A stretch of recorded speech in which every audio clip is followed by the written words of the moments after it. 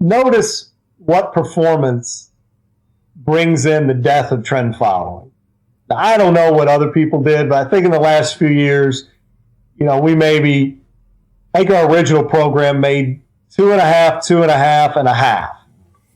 And I will grant you that's under our expected return. But that's far from awful. Like, nobody had to mortgage their house because of those losses. They were actually gains. You see what I mean? And I think it's hilarious that the S&P can lose 50% apparently once a decade, and that's a buying opportunity. But if trend following, they were down 5. They had a 15% drawdown. That means the method doesn't work anymore.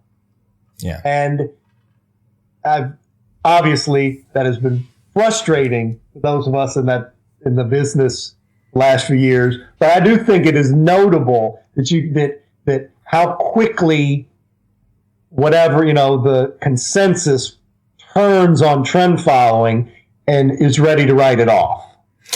Look, I would say, too, for the audience out there, it's worth investigating. Look, none of us can tell you why any particular market is going to move. And that includes the S&P after its massive move since March of 2009.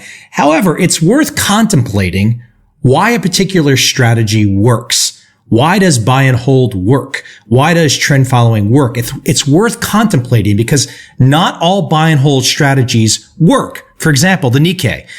So, you got to really think that things can happen and they can go wrong, if you're just betting on a market going up. And that's the cool thing about trend following is trend following adjusts. I would agree wholeheartedly. Not only that, but it also isn't dependent on a given market. I would say once again, I think you've put it pretty well. And what I try to tell new investors and new prospects is we've done quite well over the past. This is why we anticipate that continuing. However, when you make an investment with us, you need to size your investment appropriately in case the future doesn't look like the past at all. There's some small chance maybe the future is completely different. I would say that that's the case with any investment.